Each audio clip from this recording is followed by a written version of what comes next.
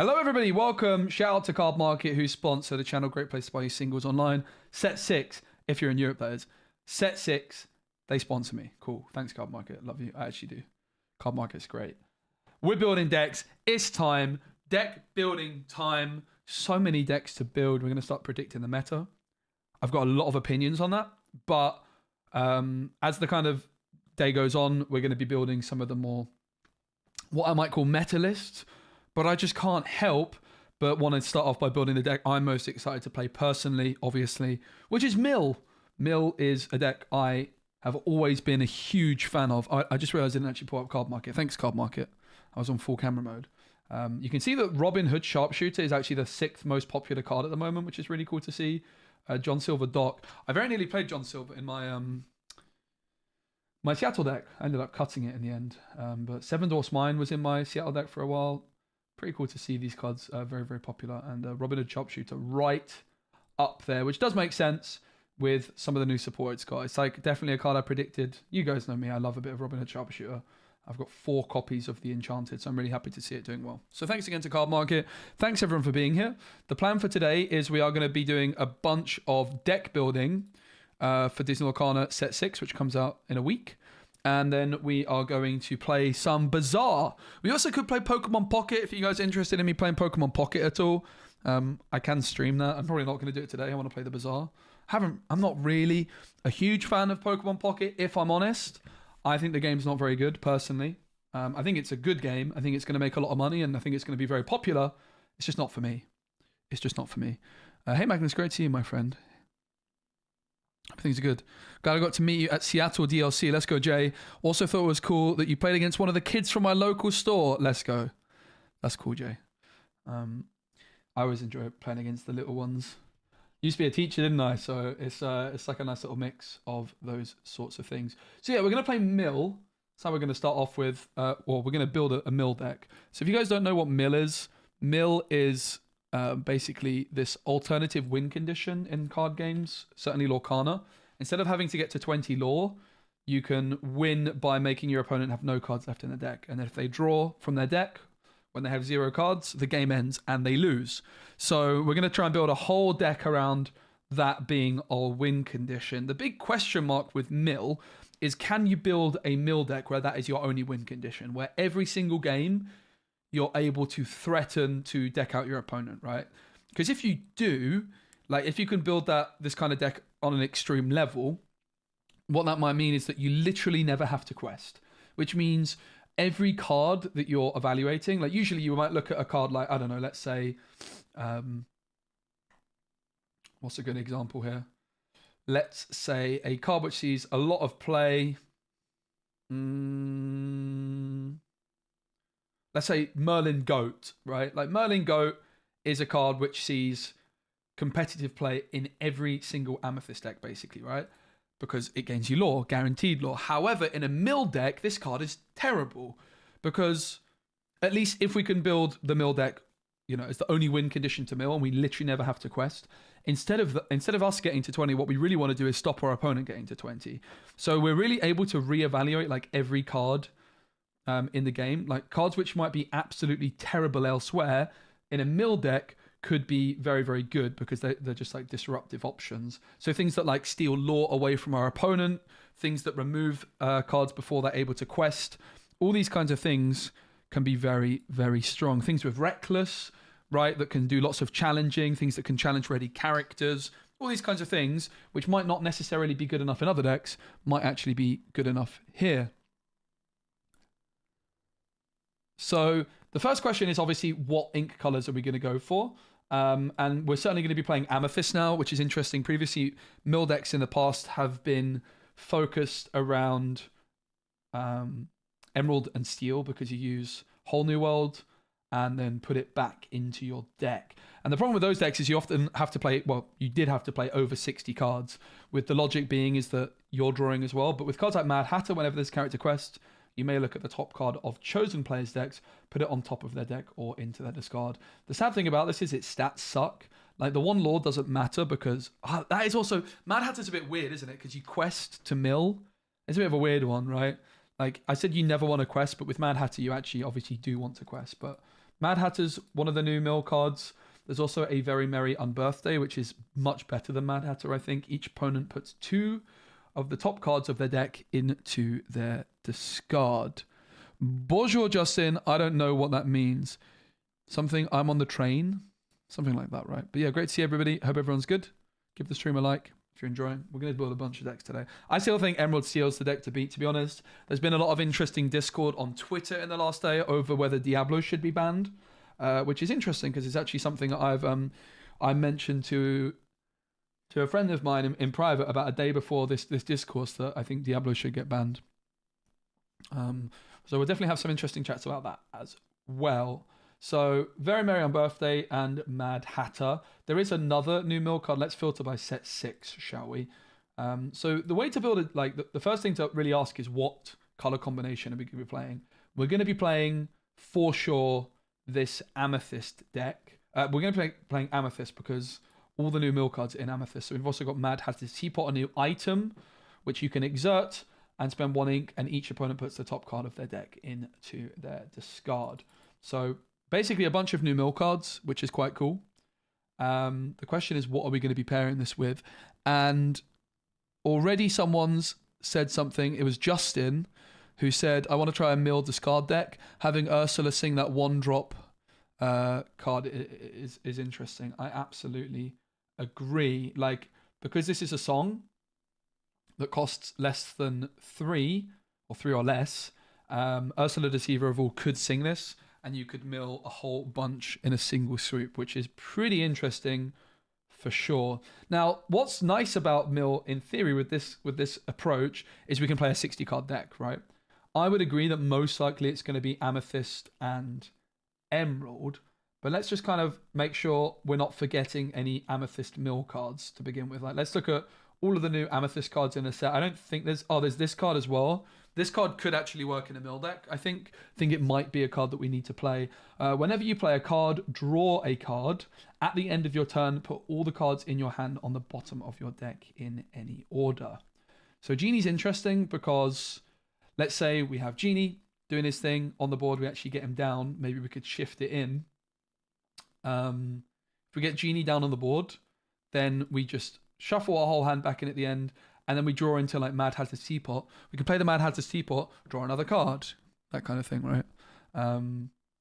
Like, so we can get loads of these like pretty bad cards down all at once, like multiple Mad Hatters down, all that kind of thing. But the key for mill with this kind of strategy is we're going to need control. We either need to be like super quick at milling our opponent's deck like so quickly, but really like the focus of a mill deck needs to be stopping our opponent getting to 20 while milling them. Like, in theory, you draw 7 cards at the start of Lorcana, right? So if we can stop our opponent getting to 20 for 50 turns, we can mill them with very little mill, right? But obviously, what we're really looking to do is accelerate that by playing lots of mill cards, but we still need to control the board significantly and stop our opponent questing as much as possible, maybe stealing lore away with things like Lyle, Tiberius, Rourke.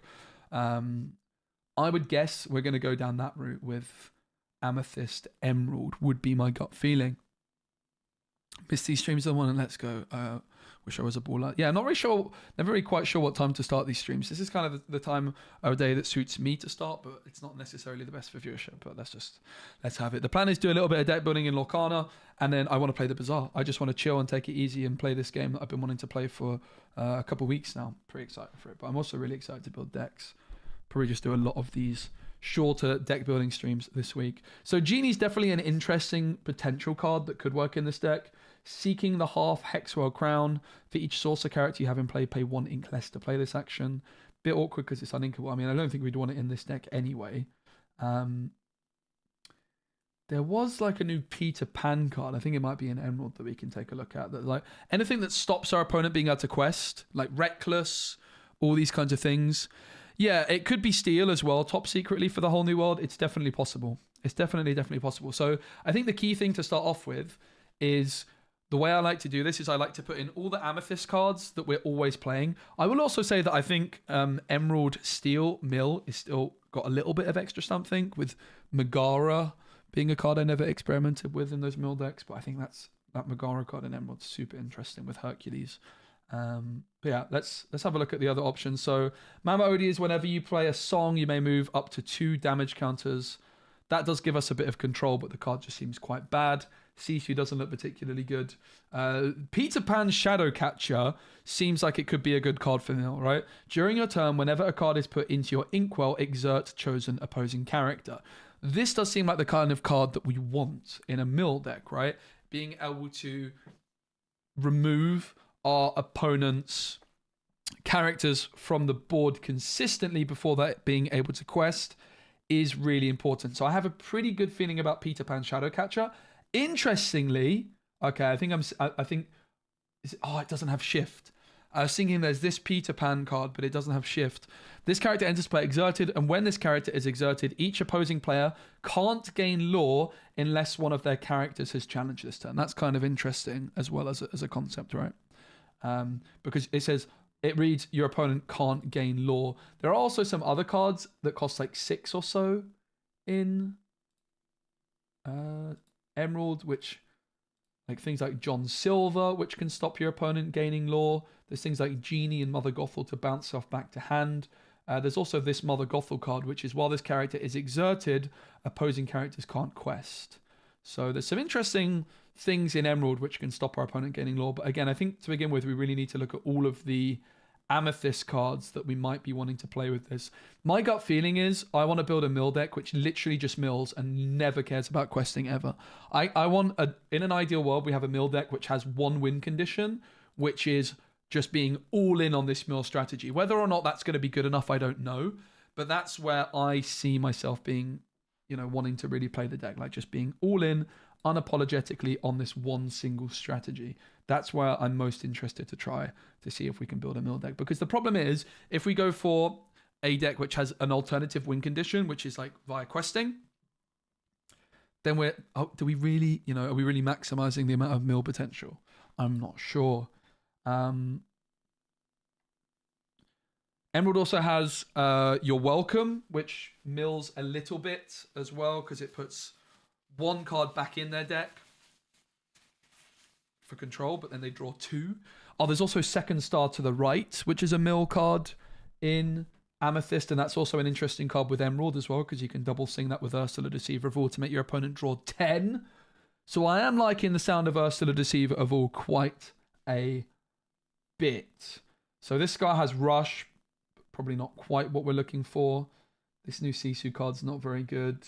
This Peter Pan's definitely interesting. The Yzma could work. Like, a concern with these kinds of cards is that we don't want to overdraw ourselves, because we want to be a 60 card mill deck. I could see this Genie working, because I think this big Genie could work. So I'm going to put, like, basically the cards I have 4 copies of, like, I'm always going to play, and the cards I'm putting 1 copy of are just like things that I'm considering. And we're looking specifically for now at newer cards, right? Rather than any old card. When you play this character, gain 1 lore. If this said, like, when you play this character, your opponent loses a lore, like those kinds of cards, that could be pretty cool, right? That could be pretty cool. This card's bad. Maleficent Staff just gains us lore, so I'm not really interested in that. Lose the Way, exert chosen character. Then you may choose and discard a card. This is okay, but I think, like, the Peter Pan Shadowcatcher is doing it a little bit better, most likely. When you play this character, move 1 damage counter. Challenger, and you're... This seems quite good, for example, right? Unfortunately, it only has Challenger 1 itself, but this seems like a good way of dealing with opponent. Like, the 1 cost Rafiki, for example, is probably what we're looking to be playing on turn 1. Not this Rafiki, the Challenger one. And then we could play this as well, right? Like, we basically want to be doing lots of challenging. So cards with Rush. It does seem to me like the best bet for this Amethyst deck is going to be paired with Ruby. But let's also now look at all the other Amethyst cards, not just from the latest set. So Cogsworth could be good. When you play this character, chosen character gains Rush. I can see a world that Cogsworth is good, so let's put a single copy of that in just for now. Retrosphere is probably a little bit too weak. This is anti-mill, right? Like, we don't want to put cards back into our opponent's deck. We want to be doing the opposite. Rafiki seems quite good for us. Befuddle could be okay. Oh, do you know what's interesting? If we go Ursula, Deceiver of All, there's also this card, Poor Unfortunate Souls, which you could sing with Ursula, Deceiver of All. Return chosen character, item, or location with cost 2 or less to their player's hand. Kind of interesting. The problem is it seems like we're just going to be giving them so many cards in their hand, and we don't really have a way of getting rid of the cards in their hand, right? Which is a bit problematic. Amethyst Chromacon! I forgot that was a card, guys. Oh my days. That's insane. Oh my goodness. Oh, we're cooking. Oh, I've got some ideas. Oh, okay, this is the card, right? Bam, bam, bam. 4-cost mountain. Oh my goodness, you're so right. The 4-cost mountain goat is insane for mill. The Earth Giant, you mean? This guy? The Mountain Giant, yeah, you said, Matt. Whenever you play this character, each opponent draws a card. Oh my goodness. Oh, we're cooking, ladies and gentlemen. Let's go. Oh, I'm excited for this deck. It's going to be so fun. It's probably not going to be that good, but that's fine. It doesn't need to be that good. Carpenter's probably just a bit too weak. Honestly, the Ursula could be worth considering, right? It's gotta be. I think I agree that it's Emerald, but we're just gonna still only look at the Amethyst cards for now. Maybe we could just say it's Emerald, to be fair. I could honestly see it. Is there any other cards which actually mill for our opponent and make our opponent draw? There's obviously Pinocchio as an option as well. Pinocchio and Peter Pan doing quite similar things.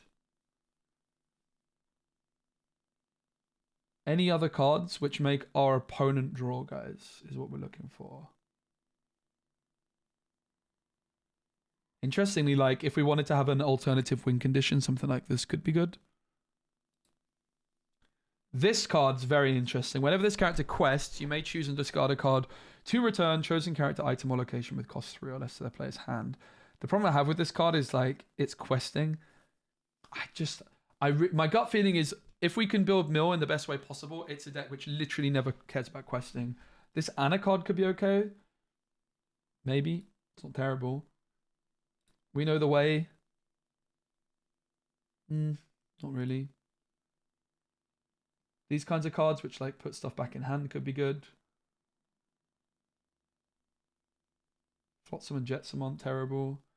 Peter Pan Shadowfinder to deal with Diablo might be necessary, for example, right? Cloud Kicker, these kinds of things are okay. Basically, anything with Rush we're kind of interested in. It's possible that there's, like, some interesting locations that could work with us, work for us. And who knows, maybe we do end up having, like, a deck which can mill but also win. Probably that's the best bet, right? Like, it's a deck which focuses on milling but has some opportunities to do other things. So we're going to be playing Fox. Basically, it's one of the best Rush characters in the game, right? Rush is the kind of thing we're looking for to remove our opponent's threats as quickly as possible. But most likely, we're not going to be playing cards like Friends on the other side because we want to be playing 60 cards, right? It's possible we do play Friends, and maybe we can mill enough that it's fine. Amethyst Chromacon is so tasty, actually. Oh, I'm very excited for this deck. Second Star to the right is definitely a card we're going to be playing, yeah, no doubt. And I do think we're going to probably be playing Emerald.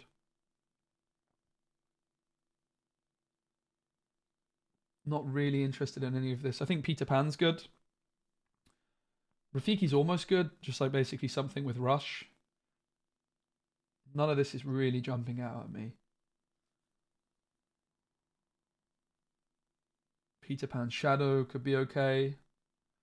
Oh, there's also the 2-cost Broom, which could be quite good, actually. Funnily enough, just to put a card back into our deck. Because that's like bulking our deck up, right? Like, we're playing 60 cards. We're milling. We're allowed to draw. But the magic brooms allow us to, like, recycle themselves, right? When you play this character, you may shuffle a card from any discard into its player's deck. We're always going to pick our own. Yeah, Yzma. Oh, Yzma's such a good shout. Yeah. Oh, I love Yzma as well, the 6-cost. Yzma. I never knew who Yzma was when this card was released, but now Yzma's like my favorite character maybe in the whole of Disney. I love Yzma. Yeah, that's a really good mill card. That's really, really exciting. That's actually so good. This deck seems like it might honestly be quite good. The concern I have is that we're just giving our opponents so many cards in hand, but whatever. It's maybe fine. Like they have so many cards in hand, maybe it just doesn't matter. I can see a world that like this is good. Poor Unfortunate Souls with Ursula Deceiver of All.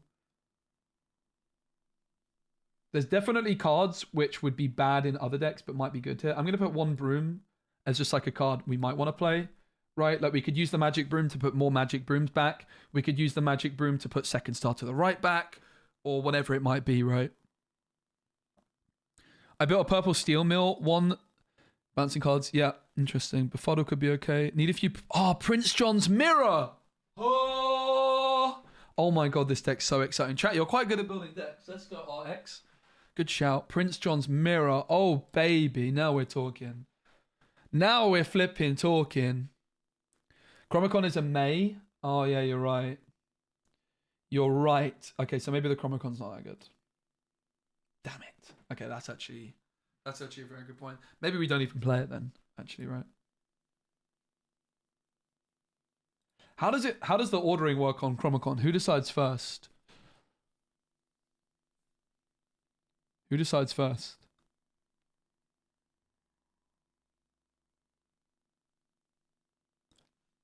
Bend to my will. Yeah, that's true. Right? That's actually true. Oh, yeah. That could be spicy. Like, you just give them a bunch of cards. BAM! See you later. At last. This is where your luck runs out. Oh, that's so exciting. There's also Emerald Chromicon. We probably want to be playing that, right? Oh my god, this deck's exciting. We probably want this, right? During opponent's turn, whenever one of your characters is banished, you may return chosen character. I mean, maybe like we could play like the Staff and have that as an alternative win condition and just bounce stuff back. Like things like Mother Knows Best and Mother Gothel are kind of perfect for a Mill deck. This is going to be I think Mill, historically, in my opinion, has been the hardest deck to optimize in Disney Lorcana, which is part of the reason I love Mill so much in this game.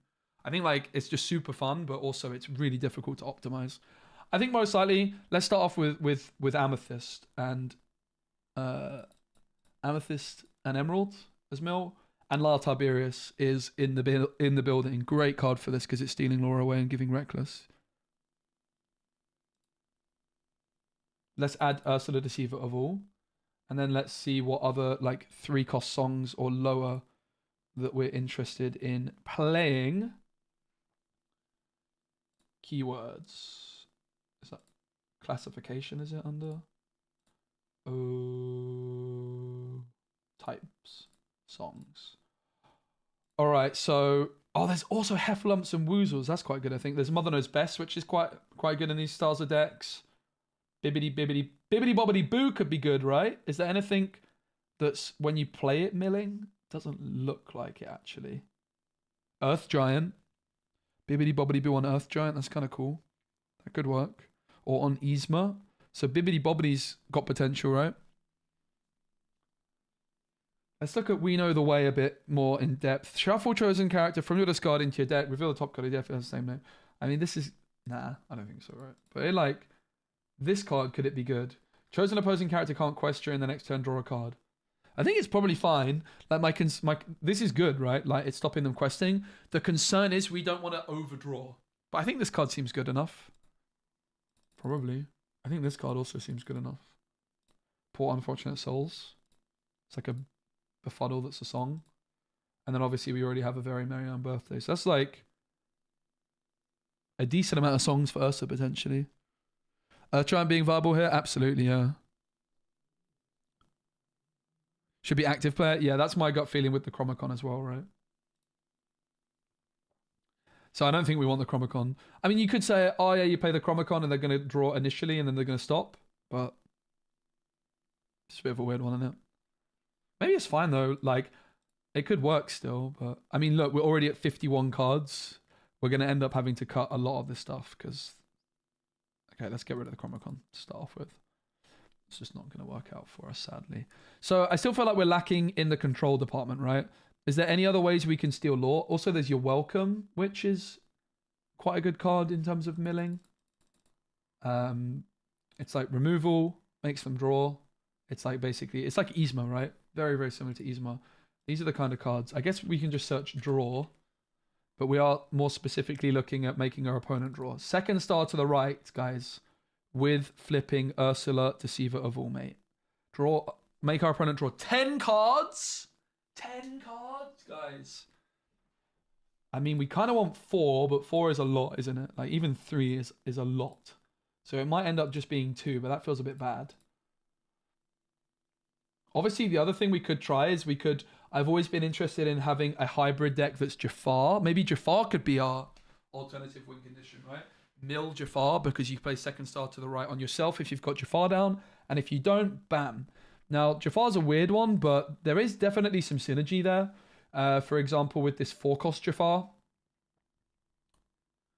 Where is it? The 4-cost Jafar. Like, so there's that route. Realistically, I think it's going to end up being too many cards. But like, this card can be insane with this style of deck, right? Any Yzma's worth? Well, there's Morph. There's Morph, right? Which is also where, like, that's where Jafar could be interesting. I mean, obviously, the other thing to consider is just playing the normal 2-cost Ursula, which is a banger card, because there's also this Ursula, which is exerting stuff. There's Arna, which exerts a whole bunch of stuff. Could this be good, for example? Like, there's a lot of interesting things, right? Realistically, the deck is already getting pretty chunky, though. This is going to be a very hard deck to build, but that's part of the fun.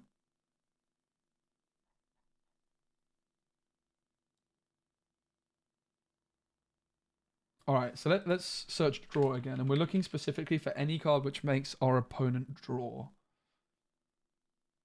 and not us, or puts cards back into our own deck potentially, which is what the Magic Broom 2-cost does.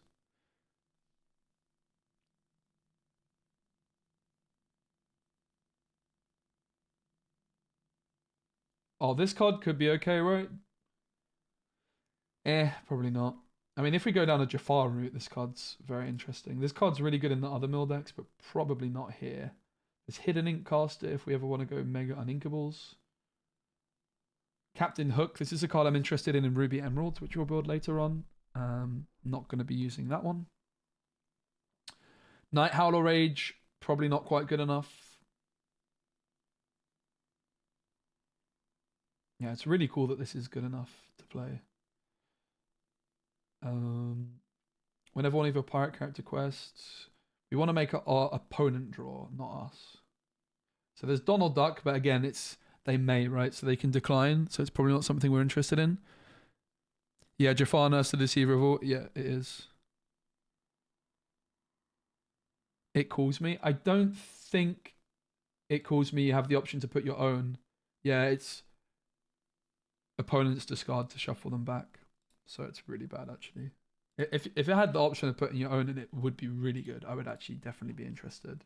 There's also the Muses, which we can consider as like a control tool, right? It bounces things back to our opponent's hand if we have enough songs. That could be, with this, for example, that could be very, very powerful. Hey, Danny, really enjoy the EU casters. Well, thank you very much. I appreciate it, mate. We do our best. During your turn, whenever you... Nah, probably not quite. It's not a million miles away being okay, though. Seems like we've got basically everything which makes our opponent draw. Where they must, right? Because the may draw is where maybe things are a little bit dodgy. This makes our opponent lose law. We'll also take a look at that, right? Oh, the Chromacon, the Emerald Chromacon is definitely something we want, right? The Amethyst Chromacon, the problem is it says you may.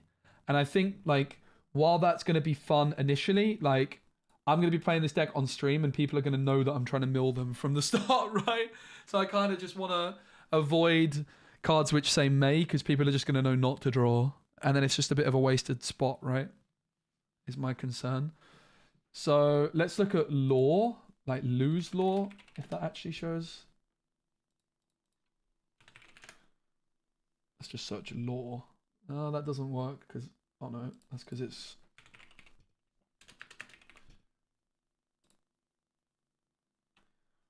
Right. Cards which lose law for our opponent. None of these.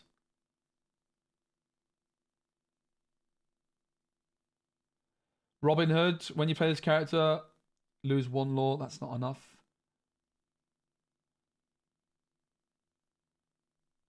Whenever this character quests, they can't ready. Not quite good enough. I will say, there's like Elsa's Ice Palace is kind of interesting. Quite.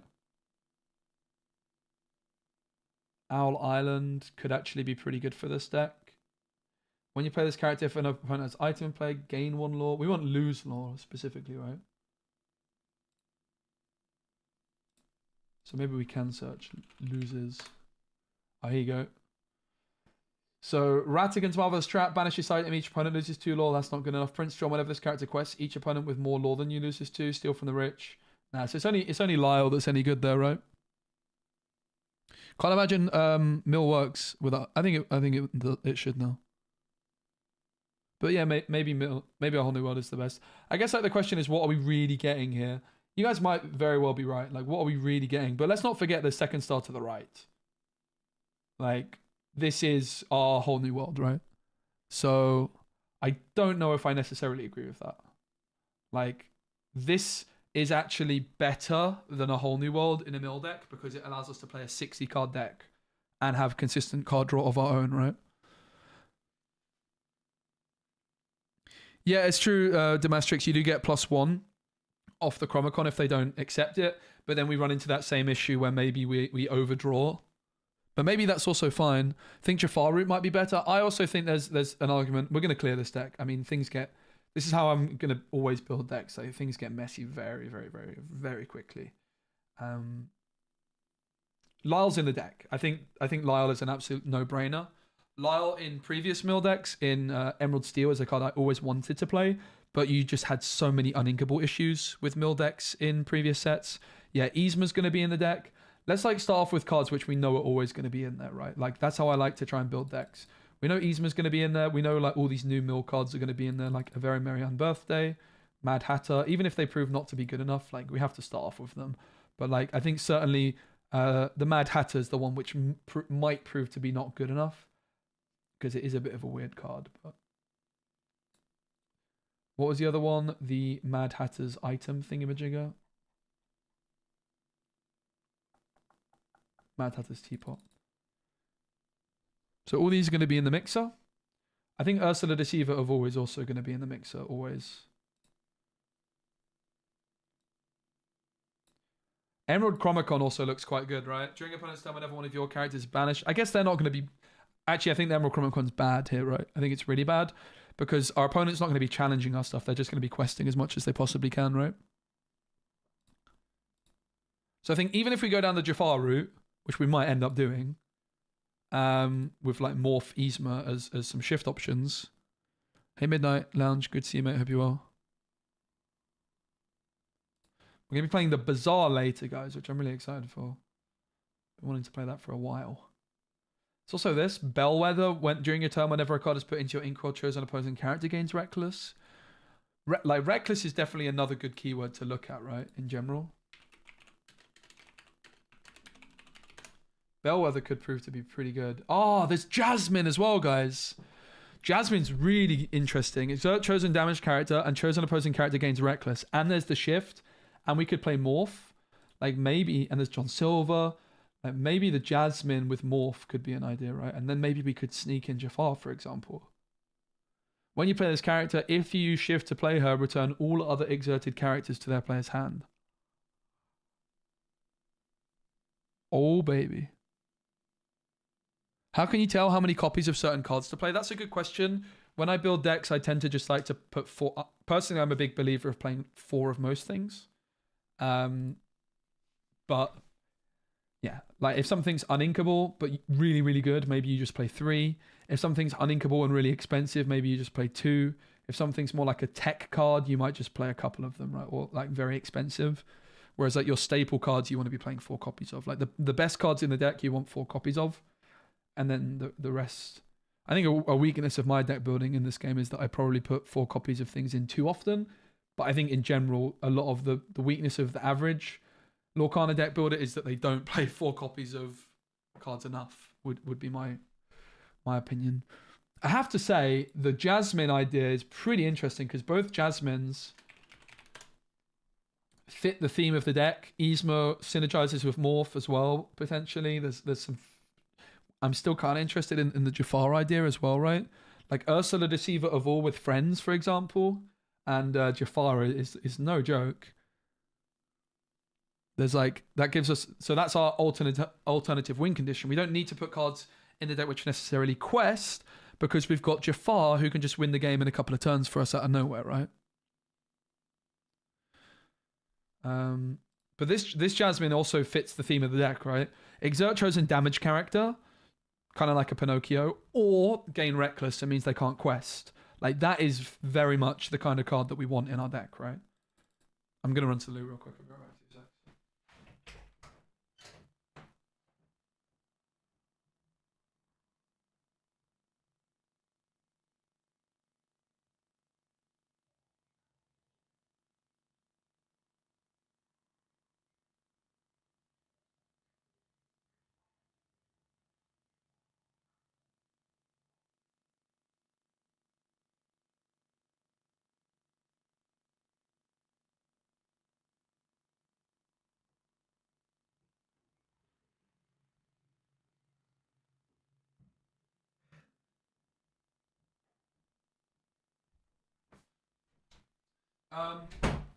seconds. I mean, not sure on Jasmine, but it's definitely an idea, right? It's an idea. Bell Hidden Archer. What does Bell Hidden Archer do? Oh, the one that's like discard the whole hand. Again, the concern with a card like this is its stats. I don't think we want to play any card which quests for 3, because this card is kind of balanced based on the fact it quests for 3, and I'm not really sure that we care that much. I would say all these cards I'm happy with are going to be in the deck. There was a card I was just thinking of that we probably want, but I already forgot. Let's search Reckless again. Reckless definitely seems like a very powerful keyword. So there's Bellwether, which could be good. John Silver. Again, if we actually want to quest. Because he's when you play it and when you quest.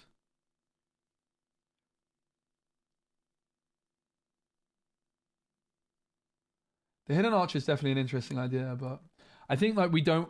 Like a card is balanced based on its lore gain, right? So any card which quests for 3, I just don't think is really doing what we want, to be honest. I think it's fair to say we're always playing Ursula Deceiver of All, right? Because that's just so much mill with this. Milling for 4. Although it's also possible that we just don't have Fox. We're always playing Fox as well. Like Fox is just too good not to play. It's possible we could play Peter Pan Shadowfinder. Your other characters with evasive gain rush. So maybe we could have like an evasive backup plan, for example. But I think Fox is just always in the deck. Like let's search rush as a keyword. There's a lot of them in Amethyst. Could this be good? Exert. Chosen character gains Challenger 2 and rush this turn. Maybe. This actually could be okay. Probably not quite. We're going to play the Fox.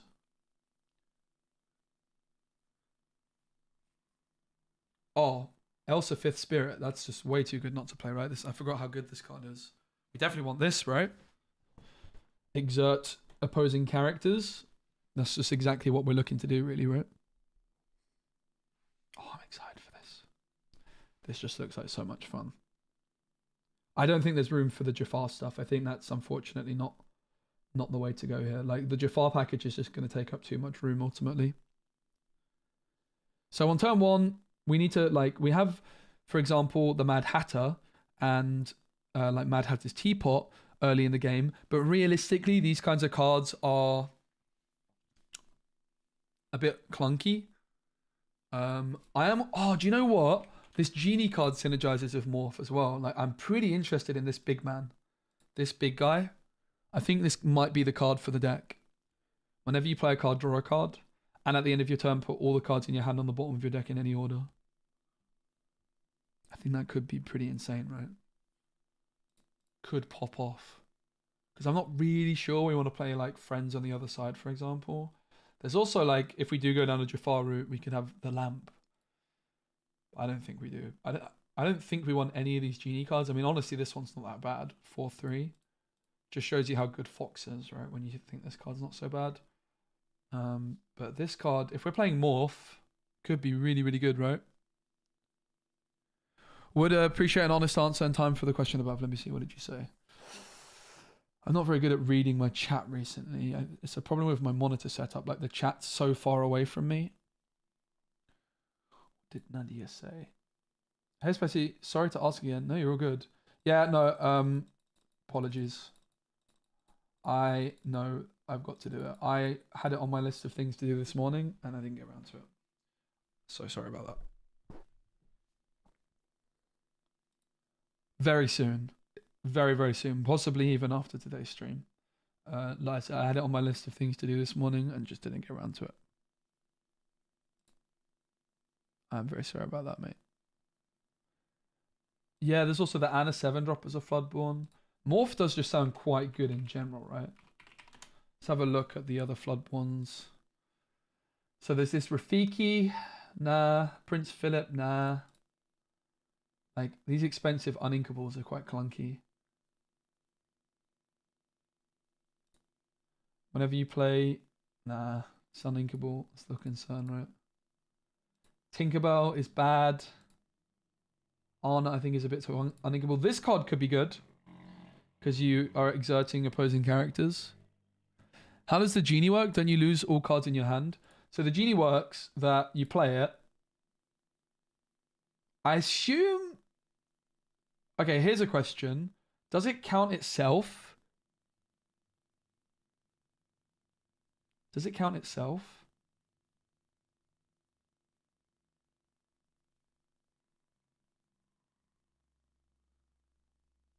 I'm going to assume it doesn't. But regardless of that, let's say I have the Genie down on the board, and then I don't play anything else that turn. All of the cards in my hand go to the bottom of my deck, right? So the problem is with the Genie is if it gets removed, like instantly, you're kind of a bit snookered. But if it doesn't, right? At the start of the turn, I draw for turn. I have one card in hand. I play that card, and then I draw another card off Genie. So what's pretty interesting about that for the mill strategy is if we can get Genie down on the board, and then I just draw into like Mad Hatter. I can go like Mad Hatter, Mad Hatter, Mad Hatter, Mad Hatter. I can go like Madam in, Madam in, Madam in, Madam in, bounce, bounce, bounce, bounce, bounce. A very merry on birthday and draw more cards, all this kind of thing, right? So yeah, I also don't believe it would draw for itself, but possible it would, but I don't think so either. There's also Milo Thatch as kind of an interesting idea. It's just these uninkables are sadly a little on the expensive side. I mean, also worth bearing in mind that I do still feel like Flotsam and Jetsam is not the worst card in the world. Probably not for this deck, but Purple and Emerald are the two that have the most Flotsam and Jetsam. So let's just take a quick peek at those. There's also Basil, which I don't think is that. I do think Jasmine could work for this one though, right? Bend to My Will is also interesting, yeah. I kind of agree we might go down that route. Like bounce stuff back to hand, so like there's Mother Gothel, for example, right? Like we could just go for that whole like bounce stuff back to our opponents and then BAM! Out of nowhere. This card could be quite good. Doesn't really help us get board control though, so I'm not convinced that we want it because we're probably just going to be giving our opponents so many cards in hand that it's probably not going to be worth it. This could be good as well. Return chosen character of yours to your hand to return another chosen character to their player's hand. That could be really good, right? Like we could just bounce back the Mad Hatter, for example.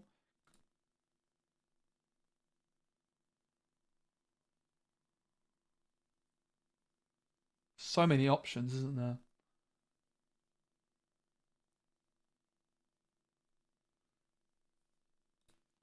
So, I think all these are always going to be in the deck. This is how I like to build decks because it's very easy to get overwhelmed quickly otherwise and go down weird avenues. It's hard to argue against any of these cards that we currently have in here, right? Now, it's worth noting that is not going to be enough to mill out and deck out our opponent consistently. So I think we need the Ursula Deceiver of all, for example. I think we just do. I think it's hard to get past that. I am still interested in Jafar. I'm not gonna lie. I can also see a world Jafar still makes the cut here. It's just so hard to fit everything. This is also a card we should probably consider. This might be the card as well, right? Any Canadians here? Chapters in Canada has apparently already released Azurite C. Interesting. They definitely shouldn't have. If they have, I don't know. Like, this card might be good, right? We're trying to mill ultimately, and it gives Reckless each turn that we ink, which is probably each turn.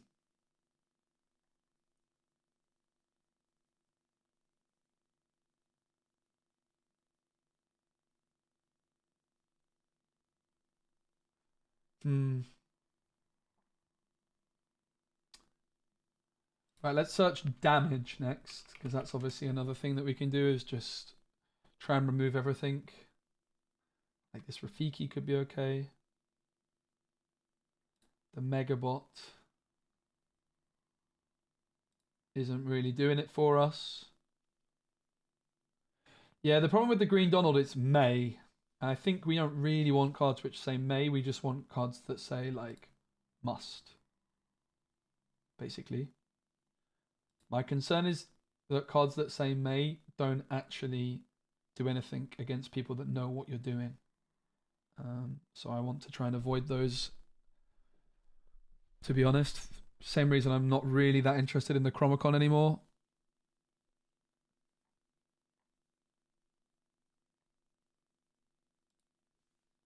Yeah, I mean, like, this could be an alternative win condition as well. Like, if we actually find that we need a deck for lore, I still feel like Jafar might just be the way to go. I've always liked the idea of a Jafar mill deck. You have, like, one approach is your mill, and then your other approach is your Jafar. And that also would allow us to play the Amethyst Chromicon and feel a lot better about it. Oh, the Earth Giant. I'm always going to play the Earth Giant. That card is very, very strong for this. Stitch is also an interesting one that could work for mill. When you play this character, if you shift to play him, you may put an action card from your discard on top of the deck. Wait, isn't that really good? Morph just sounds quite tasty. When I saw the Stitch card, I thought it might be good in a mill deck. Because it puts from your discard back into your deck, helps you play like a 60 card deck. That does sound kind of good, no? Your Welcome's also pretty good for mill, I think. Hard to see a world you don't play your Welcome. The Muses, bouncing stuff back to a player's hand, I think could be strong. The problem is we can only play 60 cards, so there's just so many at this point in the game. Like the more sets we get, the harder it is to optimize decks, but that's really fun. I like that. I kind of like the look of the Stitch card, you know? Is there any other Stitches, though, in the game? In these colors? Oh! Need a hand, the little trickster. It's not terrible. It's not good, though, is it? There's also this guy. But obviously, if we play Morph, bam. It's just annoying. It's uninkable, to be honest.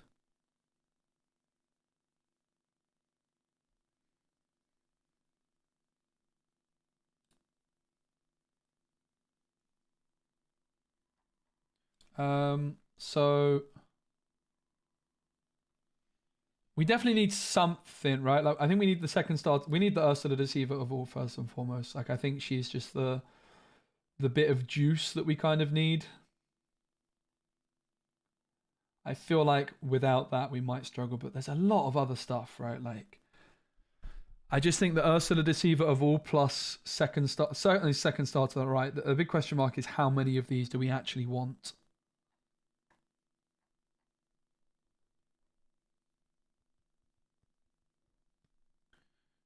I mean, if you're playing the whole new world version of Mill, you would never not play 4, right? So maybe it's just 4, but it's a very clunky card.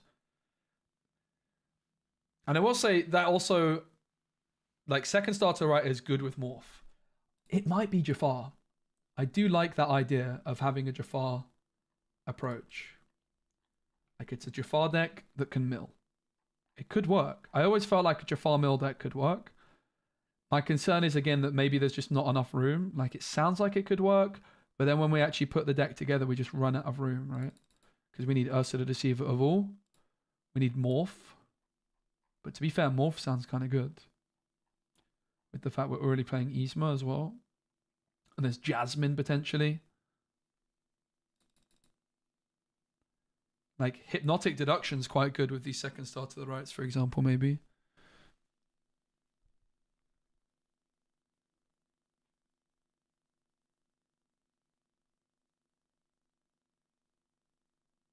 Think 4 is too many? Same.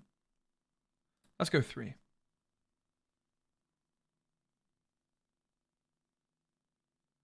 Elsa's also very good with second star to the right, interestingly. Really good, actually. There's no singers in Amethyst Emerald, so we are going to have to get like the full cost.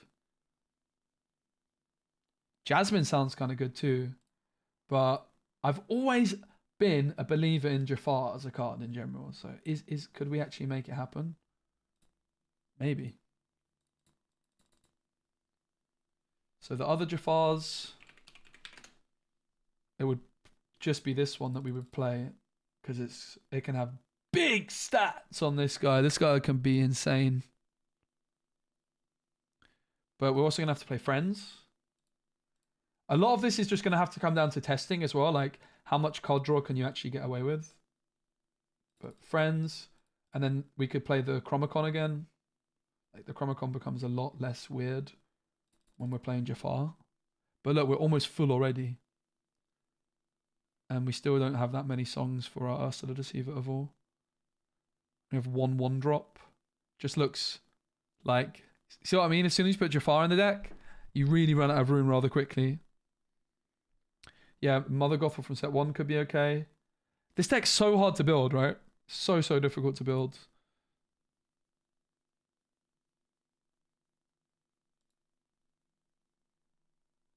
It does look like a lot of fun, though.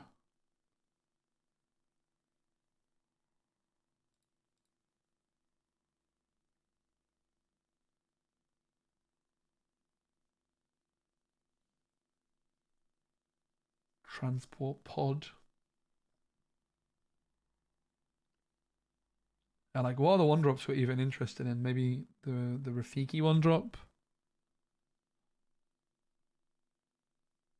is a good kind of card for this deck. Very good, actually. Hard to look past the 1-drop Rafiki, I think.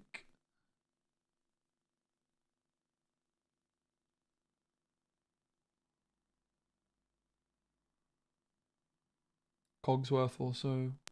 It's not really a turn 1 play though, right? Which is what we kind of want. In terms of the 2-drops, we just want some stuff that can contest the board, basically. So there's this Ursula. We've got the Morph already, right? So Morph is on 2. We don't have anything else apart from Morph. What contests the board?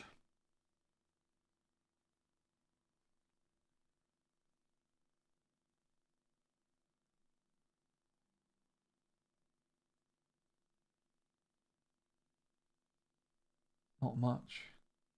Cruella's not... Nah, they're just never going to touch her, right? Yeah, there's not really much that contests the board on 2. Snake, eh. Yeah, Snake could be fine, I guess. Like, the problem with Snake is if our 1-drops aren't consistent enough, but I have Snake with Mad Hatter does seem quite good. Kind of hard to argue with that. But I would feel not super comfortable. I guess Snake's fine. Snake does contest pretty heavily. And getting the Mad Hatter back in hand is pretty good. So it's probably Snake. We're already at 63, by the way. This is the problem. Ursula 2 for safety. Yeah, Ursula 2... usually hard to argue with. I think in this deck it's not very good because we're just going to end up giving our opponent so many cards in hand that like discarding one card from their hand isn't really a big deal. This also gives us a chance to contest. You could sing this with Ursula Deceiver of all. But I don't know. I think those might be enough for the Ursula.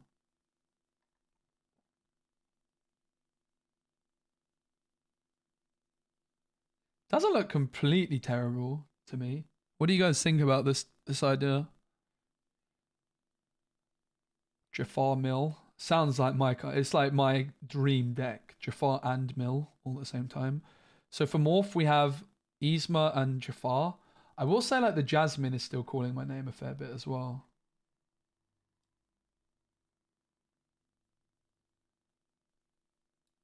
The Jasmines do sound pretty tasty.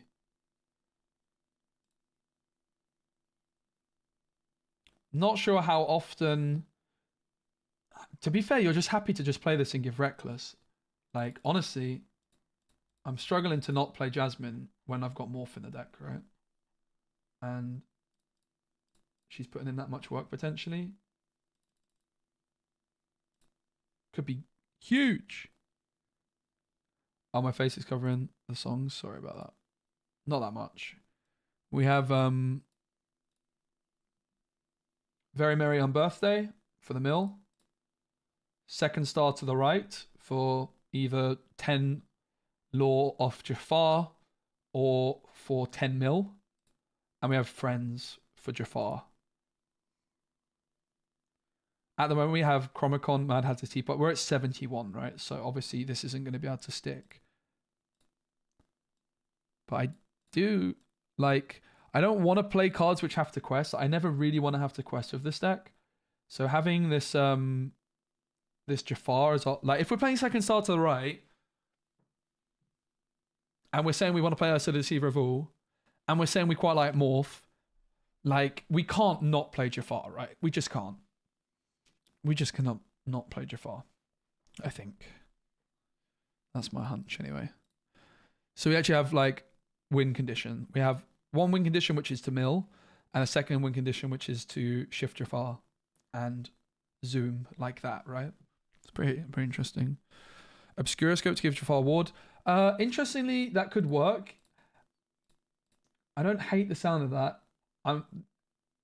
Is it it's a 1-cost item, right? Banish this item, your characters gain ward until the start of your next turn. This card is quite interesting. I'll say the other card that's kind of similar to that, which could work and put in some work for this deck, is the Sherwood Forest.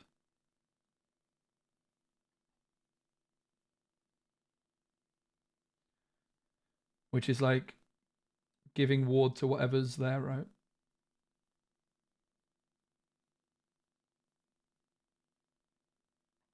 Peter Pan Shadow Find is not terrible either. But yeah, tricky. One question, second star to the right with Ursula works? Oh yeah, it does. Yeah. There's actually a live stream on my channel where I pulled that combo off of Jafar. Like I played a deck similar to this at a local tournament not too long ago. And in the first game, my Jafar got, I think, more than 10 lore in a single turn with that.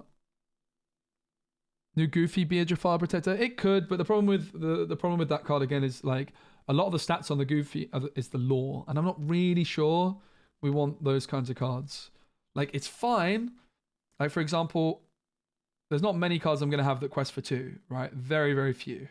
If you look at all of them, the exceptions are this Jafar, which is a shift target, and like we might end up with an insane amount of cards in hand with this deck. So it could be like an 8/5 or something ridiculous with the Chromicon. The Yzma also quests for 2, but it mills and controls the board. We don't have your welcome in here at the moment either, and I think your welcome is very good. We don't have an abundance of 4-cost things to sing. This Jasmine's definitely interesting. When you play this character, if you shift the player, return all other exerted characters to their player's hands. This could also like put our own Mad Hatter back in our hand, for example, which might not actually be a bad thing necessarily.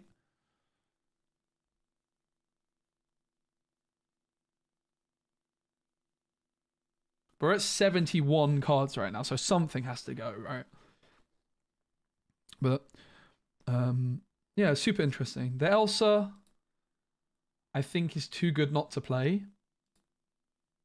It has rush and does what we want. Like, to be honest, I don't really like the snake at all. I really don't like the snake.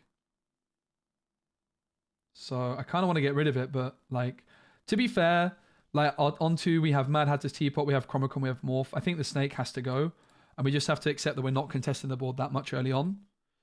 That might be how we have to go about it. I feel like playing Jafar as a win condition makes the deck do too many different things. Yeah, maybe. But the problem is, when I was building the deck as just a pure mill, it just didn't really look like we had enough source. I think like the Jafar allows us to play the Chromicon as well, which is, I've been really interested in this card with Jafar for a long time. I do agree, but I think we do. My gut feeling is there isn't enough mill cards for us to just go pure mill, right?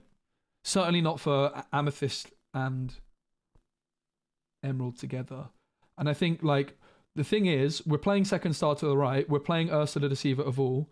We're quite interested in Morph. Like Morph looks like the best 2-drop we have. And I think Emerald Jafar, like Green Jafar, is a deck I've kind of always believed in a little bit. And I've also always been interested in Jafar Mill. And now we've actually got enough support that it could be a thing. I do agree with you, though. It might prove to just be too much. I think we maybe have, like, with the Jasmine, even though it's interesting, like, we maybe have too many 3-drops, right? And maybe we don't even want the Fox. The Fox could go, which seems weird because we're rushing and we're wanting to control the board.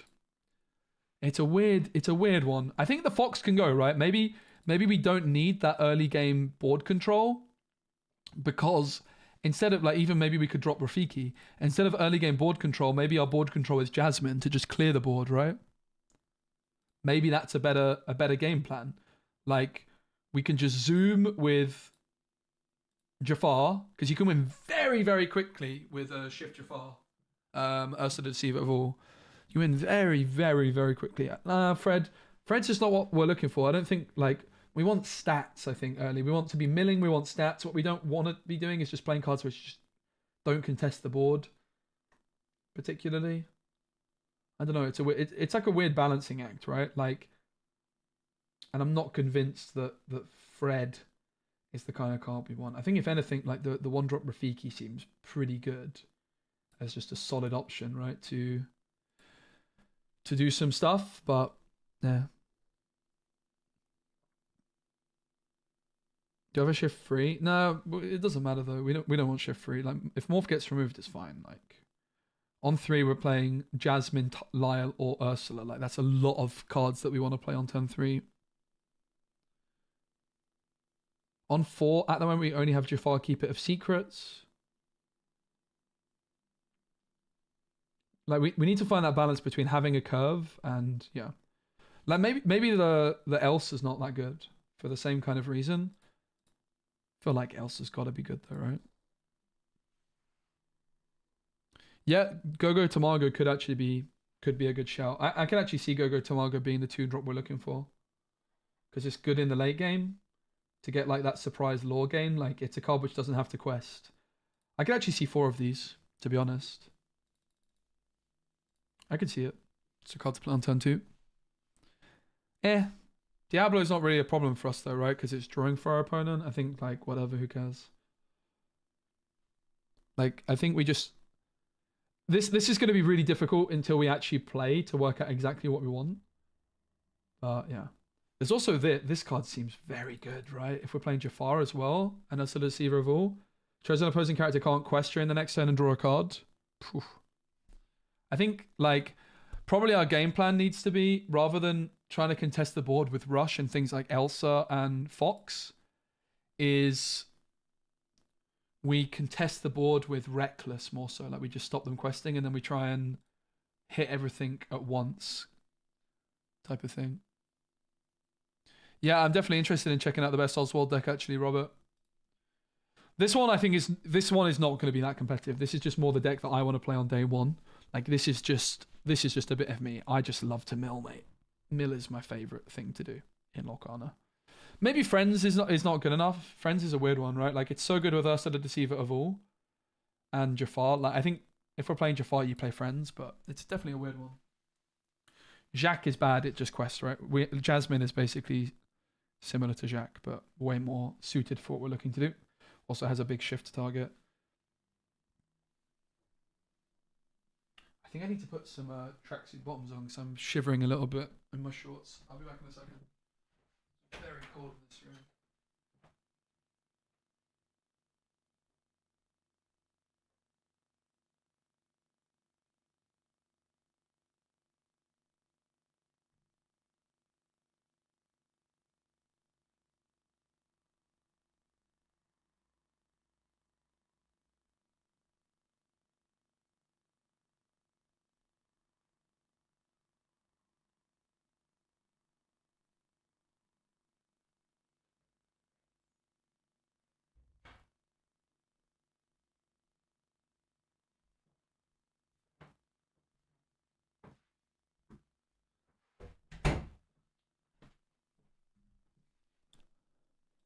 Earth Giant, is it not in there?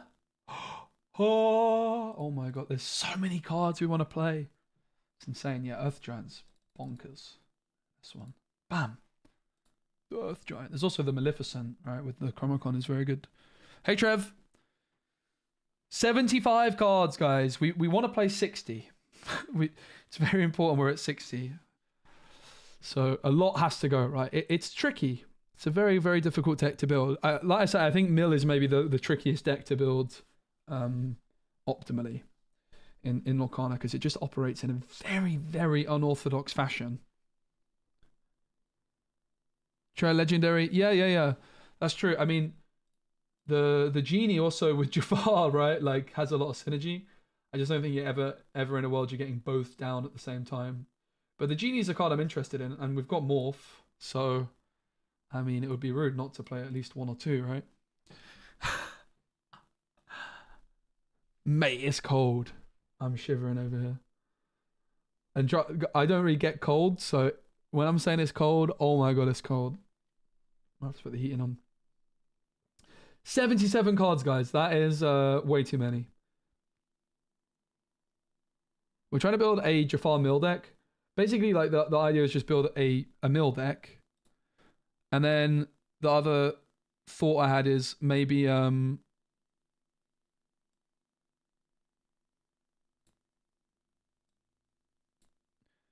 idea is to build a mill deck, but then my kind of thought was, well, maybe we need some kind of alternative win condition to actually win via questing. And I think that's where Jafar kind of fills in. What made you choose Emerald? So the Deceiver of all, really. You could go a different route, though. You definitely could go a different route. You could certainly play Steel, for example. Amethyst Steel. It's possible that the best mill deck is still just Steel Emerald. I think Steel Emerald got a little bit of extra something with the Megara. I think those mill decks are kind of underrated, but this is something very different. Yeah, it's really tricky, man. Like, it's a tricky deck to build. Very, very tricky. I mean, we have a bunch of shifts already, right? We have Yzma, we have Jasmine, we have Jafar. Right, so I think Elsa's gone. Sorry, Elsa. I think the Genie's gone. Sorry, Genie.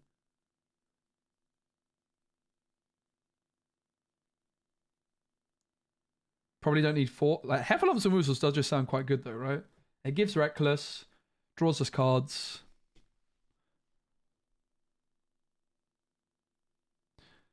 Look at this and just say, it's wild, but imagine if those green cards were just steel. I don't know. Maybe.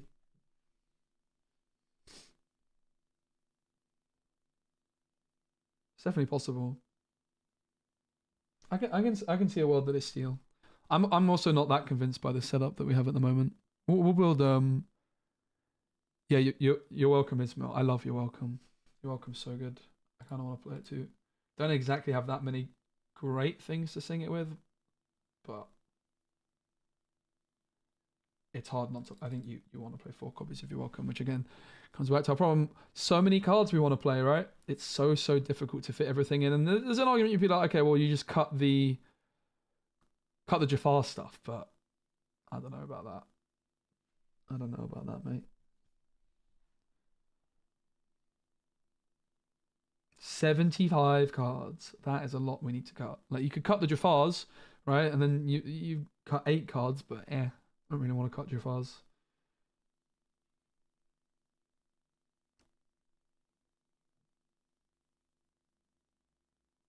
Very, very difficult to build. But that's part of the fun. And I'm pretty convinced you just want to be at 60 cards. What do you guys think we can cut? We could probably cut the Heffalumps and Woozles. Obviously, if we cut Jafar, we could cut Friends as well, because we wouldn't play Friends without Jafar. So that's 11. I think we need a curve, so I think like we probably do need this Rafiki. Obviously, what we could do as well is have I don't know. There's not really much else I care for. Don't really want any of this. Excuse me. Merryweather's not terrible.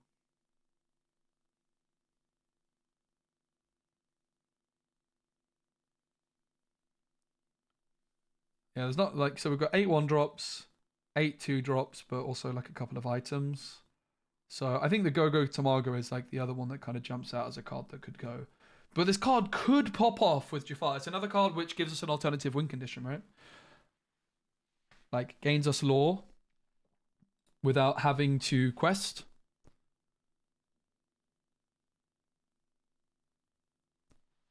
Yeah, the 2-cost broom is definitely something. Yeah, the Earth Giant singing You Welcome is pretty good. I think we want to play You Welcome ×4. It's like an Yzma. So we need to cut 11 more cards. It is also possible we could play slightly more than 60. Wouldn't really like to in an ideal world. I feel like I don't really want to play Friends on the other side, to be honest. I think it's a little bit too much investing in the Jafar. Like, ultimate, I kind of want to play 4-second Star to the right. I think maybe just cut the Friends and play 4-second Star to the right. Which does make the Jafar worse, but is that okay? Maybe it's not okay. Like, maybe we just don't have enough for Jafar to actually work, right? Maybe the Jafars... We have Chromacon as well. Bam. That's really good of Jafar. Is there any other draw we have in here? I think that's it, right? We can use Your Welcome with Jafar. We can use Yzma with Jafar for more draw. Now we only have 8 more to cut. So we are getting there. We also really don't have many songs for Ursula Deceiver of All right now. Drop second star to the right. Well, if we do that, I just don't think we're milling or winning. Yeah, this is always the problem with these decks, man. There's just too much we want to do. Like now I'm just looking like the Jasmine kind of has to go as the obvious thing, but then like we have no control. Maybe Lyle could go, but it's like, eh. This is the problem, right? Like this just doesn't seem like a good deck now. There's just too many cards that you need to kind of play all together. This just looks like a bit of a pile. But maybe it's fine. Maybe it's actually okay. Like maybe the win condition is it's a Jafar deck that can also mill. I don't know. Think it might be enough with bounce to just win games without Jafar. I don't know. Playing second star to the right and not playing Jafar just seems wrong to me, to be honest. Especially with the fact we probably do want to play Ursula Deceiver of All with this. But maybe we don't. Such a tricky deck to build.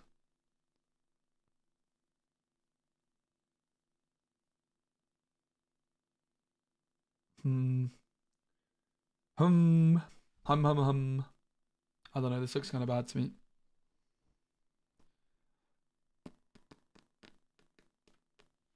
It's the curve that's weird, right? It's like our early game's just so slow. I could see this working though.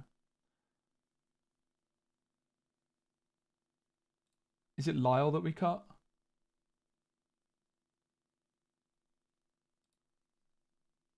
Lyle's just so crucial for the mill game plan. We have to find that balance between having a Jafar win condition and having normal win conditions. But I don't know. Now, obviously, if we cut Jafars, right? Let's say we cut Jafars. How does the deck look? Well, we cut Jafar. We cut the Chromacon. And suddenly we've got like 4 more cards only to fit in. It's not like we're suddenly like, yes. Yeah, you need the 4-drop Jafar is good because we're going to end up with so many cards in hand. It's just going to be an absolute unit of a card. It's going to be like a 6/5 quite often, I think. I like this card a lot in this deck. I think it will be good. Does Jafar need to be shifted? Not necessarily, but usually it's best. Not super convinced by the Go-Go Tamago either. It's just like, what else do we play?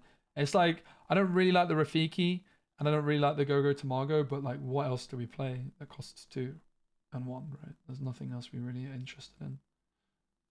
Obviously, we can play this on 2, but like, that's so slow. We're probably just going to get steamrolled. There's this. If we want like full mill game plan, but I don't know, man. This just seems whack to me. Like, I think the deck needs Jafar. And you need to invest significant. Like, if purple green mill works, it plays Jafar. I think that's basically where my stance is right now.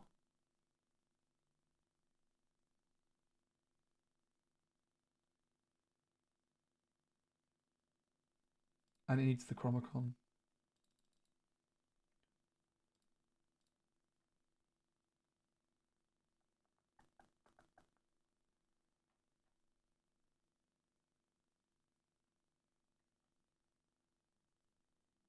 We'll leave this one for a moment. Anyway, we could maybe just not play 4 of them. It's possible, right? Think it can roll off? Nah. I mean, we're happy to play Morph, right?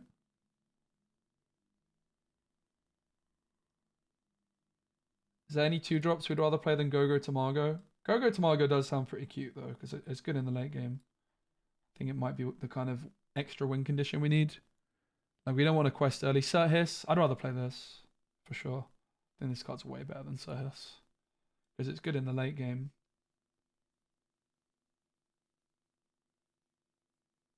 And it's fine on 2 if we have nothing better to do.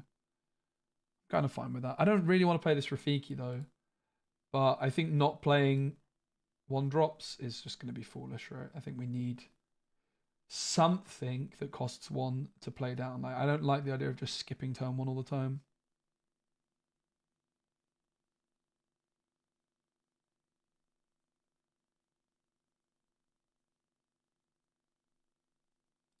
Maybe this could be good, though, the Obscuroscope. Give your Jafar ward. Could actually pop off, right? A big problem with Jafar. Maybe that's honestly the card. Instead of the Rafiki, we just play a bunch of these. I'm quite interested in that card. I think we have too many 3-drops, so I could see Lyle being dropped down, maybe, even though Lyle's kind of nuts. Lyle's kind of the best card in the deck, right? So I don't really like that idea.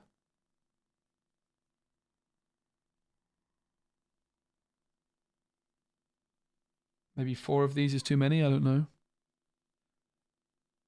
I think Jasmine's very important because we have like very little ways of contesting early. Cove's an interesting proposition, actually. I think Go-Go's just a good card. Go-Go's just a good card, I think, in my opinion. I think Go-Go's just a very good card. Especially for a deck like this, which is trying to like gain lore in a very, very short space of time.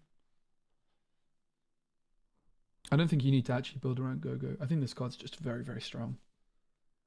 Like, if you play it as a 2/2 evasive, it's really not bad. You know, it's not much worse than Sir Hiss. With huge upside in the late game, potentially, right? Like, there's going to be damaged characters. You don't need to set it up. There will be damage. There's going to be times where you can just play this for 4 and it gives you like 3 lore instantly, right? Like, that's very impressive. We're at 66. I mean, it's also possible we don't want to be a 60-card deck. I would like to be a 60-card deck, though. I'm a bit worried about the Ursula Deceiver of all having a lack of options, to be honest. Like, not playing Friends seems a bit off to me.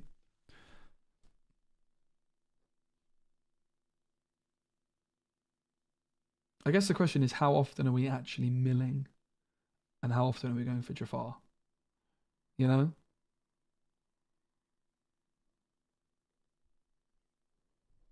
No, we're playing 8, right? Second star to the right is singable by Ursula Deceiver of all. Why no Friends? Because we're just struggling for space, basically. I think you have to play it though, right? You can't not play it if you're playing Jafar. We're just struggling. We're at 70 cards, right? I think You're Welcome can't quite squeeze in here. Seems like one of the most cuttable cards, even though it's quite good. It's actually very good.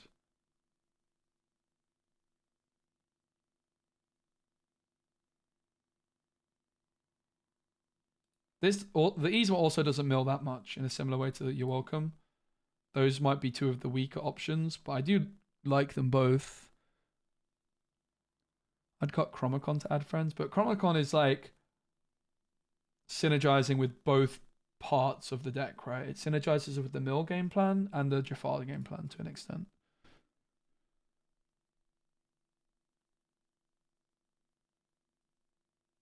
The big Jasmine, I think, is necessary because it gives us a way of controlling the board without actually having to challenge, right? Like our opponent's questing. They think they're winning, and then BAM! The Royal Commodore comes through.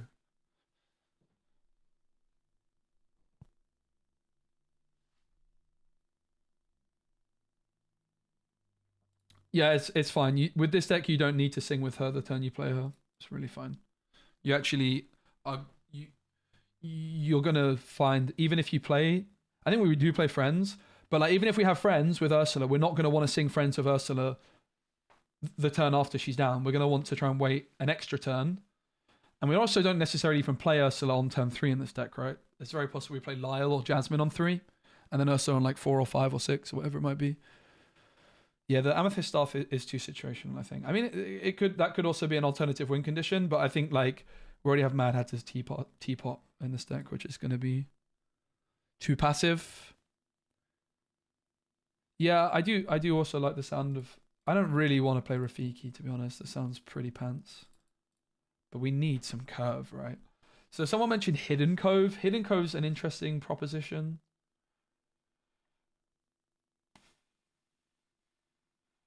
I mean, also, you guys know me. I love my brooms and my Journabogs.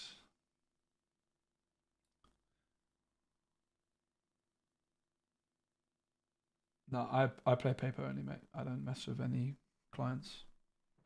I'm paper only.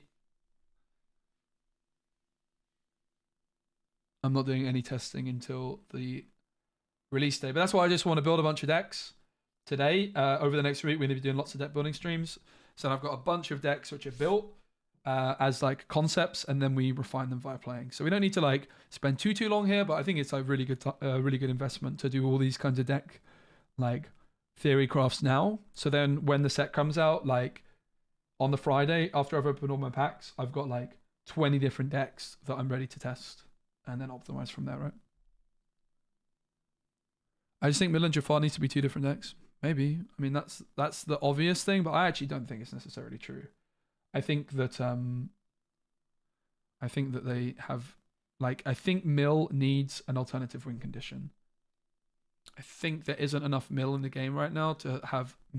Certainly not. I think Amethyst. I think Steel Emerald Mill maybe doesn't need an alternative win condition, but this does. And you could put quests in, and you could just try and win via questing, but I think you need something more explosive. And in a similar vein, we're already wanting to play Ursula Deceiver of All. We already wanted to play Second Star to the right. If you're playing Ursula Deceiver of All, you're kind of interested in Morph Jasmine synergy, right? I think it's, to be honest, the cards I'm looking at cutting from this point are You're Welcome and Yzma. Earth Giant's great. We want Earth Giant. It mills and it has big stats and it can quest. This card's broken in this deck. Uncuttable, I think. It's actually insane. I think the cards I'm looking at are the Yzma and the You're Welcome as the main cuts. But bear in mind, I only have one drop at the moment, which I don't think is very wise. Donald Duck, the problem with him is it's a May. I mean, so is the Amethyst Chromacon, which could end up being cut, to be honest. I just think it like, the Amethyst Chromacon is cute because it works with Jafar and it works with the mill game plan. I think Amethyst Chromacon Jafar is really strong, actually. Like, a big problem that these Jafar decks have had in the past when I've played them is that you just end up like shifting Jafar with like no cards left in hand. But if you've got the Chromacon, you're able to like keep drawing, and then you've got a much more flexible game plan. Yeah, I think Donald's not great. Donald's like the Chromacon basically, but worse because it doesn't really synergize much with Jafar. In fact, it doesn't synergize with Jafar, right? So for me, the You're Welcome is kind of jumping out as the card to cut. Not really convinced we want to sing with Earth Giant or Jafar, so let's get rid of You're Welcome. And then we're at 62. So maybe we cut 1 copy of Second Star to the right because 4 might well be too many. That would be a good start. And then we cut 1 copy of Go-Go Tamago or something. Go-Go Tamago seems good. We do still need another 1-drop though, don't we? I think in truth. I don't think that's going to quite cut it. Would you guys agree with that? All the 1-drops just look a bit rubbish. Rafiki's fine. It's hard to say he's bad. About the new genie? Yeah, I'm very interested in the new genie, but again, our problem is we just keep finding ourselves having too many cards in the deck. Oh my goodness, Cliff, thanks so much for the €6, mate. Good to see your live content again. Quick question. I want a card market. Yes, sir. I'm on it. Sorry, Cliff. Don't panic. It was on my to-do list for this morning, which I didn't get around to doing that one. But if I have not got it to you by the end of the week, you are allowed to cancel me. Yeah, sorry. It's basically just a job that I didn't get around to. My to-do list is gross. So basically, to give you guys a bit of a background on what's been going on in my life, I've had a bunch of admin tasks which have kind of piled up actually before Lorcana content. Most of them are dating back to, and it's been weighing me down a lot and stressing me the heck out. So that's why I've not been streaming as much. I've been really trying to clear all that. And basically, I've done so much and made so much progress, but I've still got a lot to do. And my objective is going into set 6 to have cleared everything from my plate. I'm almost there. But with the card market vouchers that I wanted to send out, I finished in Paris. I went straight to Seattle. When I got back from Seattle, I was sick. And that's why I still haven't sent them off. So apologies for that. But thanks so much, Cliff, for the €6. You're too kind. So, one more card to cut, but maybe also we want to add in some more one drops. So someone mentioned Hidden Cove as an option. Let's like literally look at every one drop and make sure we're not interested. Rafiki, not interested. Diablo, not interested. I mean, we could, like, to be fair, playing this on turn 1 is also kind of fine, right? But it doesn't contest the board. Don't want the Diablo, sadly. I mean, maybe there's a world you could actually play Diablo in this deck, though, right? Seeing as you have Morph. You could play, like, Diablo as a thing. Gives us, like, that actually does give you some early game tempo, and it gives us one drop spray. Maybe we're supposed to play Diablo in this deck, right? Doesn't synergize with Jafar, though. I don't really want to play Diablo in this deck. There's, like, Brooms and Chernobyls. There's Rafiki. It's interesting because, to be honest, like, Amethyst has the best one drops in the game, but none of them are really speaking to me too much in terms of contest. Like, it's hard to not play Chernobog's followers though when flipping Jafar's in your deck and stuff, right? It really is.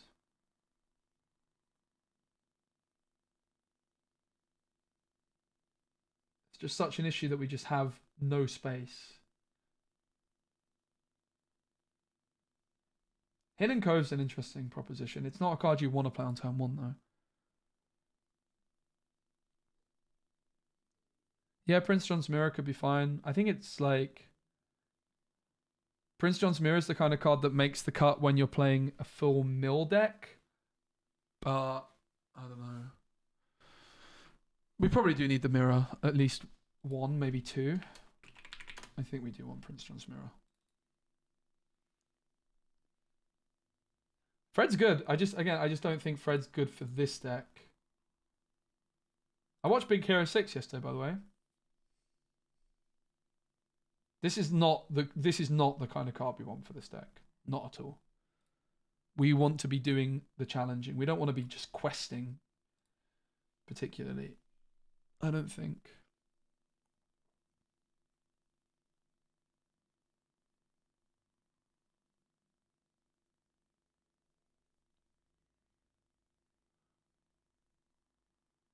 All right, 3 cards to cut. I think we cut.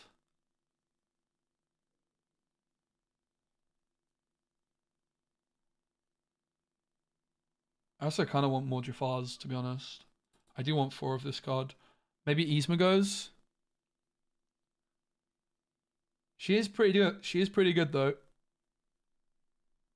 I still don't. This deck just doesn't look very good. It looks like fun, but we knew that coming into this deck. It's more of a for fun deck. The new mill stuff's interesting because it gives you mill stuff in a color which you wouldn't play mill in previously. There's also like do it cut morph. Morph is crucial for this deck. We have Jasmine, which benefits off shift, and we have Jafar. Morph is non-negotiable. 4 Yzma seems like a lot. Yeah. I mean, honestly, 4 Jasmine is a lot as well, but I think this card might just be so important for us that we play 4 of them, right?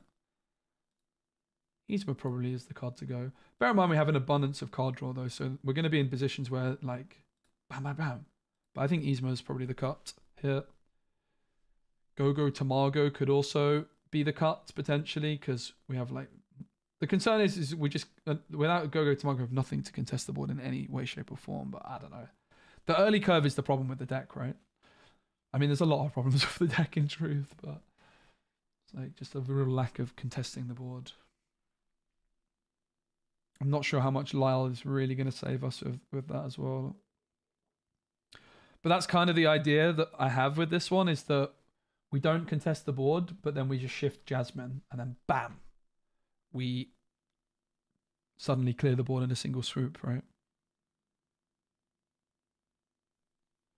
So I don't want to get rid of Go-Go Tamago, though, because I think it could win us games. I think it's fine on turn 2, because, like, we have nothing that's contesting the board otherwise.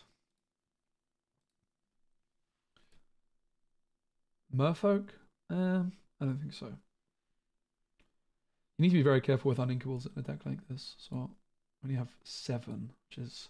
does mean we have some leeway to conclude some more uninkables, but we need to cut cards. How do you win on the draw versus turn 1? You don't against Daisy Luck. That's fine. You're going to lose to Daisy, realistically. I mean, honestly, what I will say is I think it's easy to underestimate how quickly this deck can win. This deck can win so quickly with Jafar. Like, you can win by 10-6. So it's possible you can actually race the Yomoyan. Yeah, I'm not sure either. Just like not a good deck, but just the most fun deck of all time is basically what we're looking at here. My dream deck. Jafar and Mill all together in one perfect. Very bad harmony, but how can I not play it, right? Yeah, Pegasus, we could... it just doesn't contest the board. I don't know.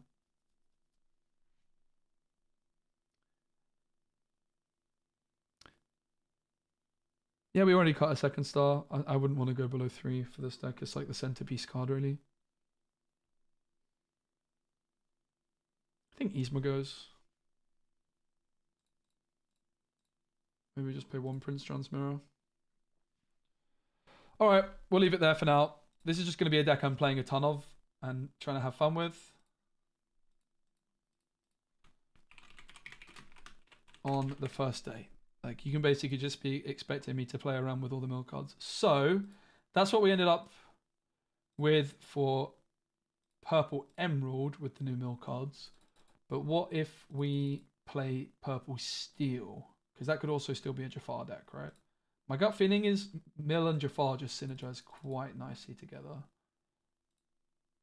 With second star to the right. It's like you have Mill as your one game plan and you have Jafar as your alternative.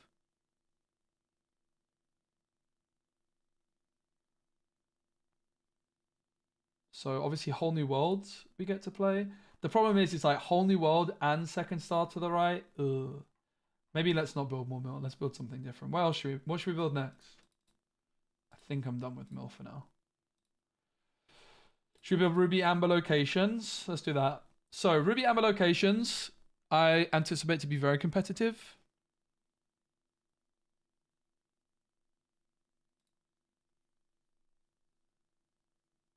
Obviously, the centerpiece card is Sugar Rush Speedway. When you move a character from a location, you may banish this location to gain 3 lore. So the key card really with this is going to be your boy Tuk Tuk, which is an incredibly good card. It's just been waiting for good locations. But Tuk Tuk is actually just an absurdly strong card. It's a 2/3 evasive, which gives another character of yours +2 strength this turn. So it's like almost a mini crab, right? But then it's also moving him and another one of your characters to the same location for free. Poof, this card's just ridiculously strong. So obviously you're playing Ruby Amber, so you're playing Rapunzel. And you're playing Mother Gothel. Those are non-negotiables. They're like the first cards in the deck, basically, with this color combination.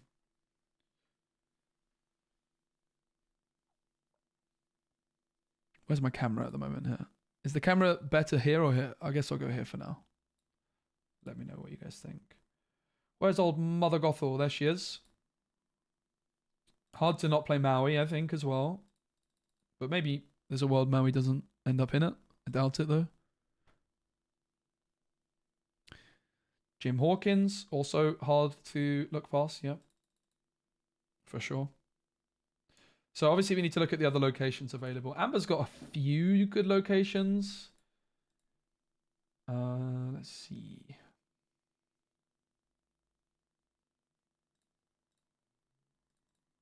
Oops.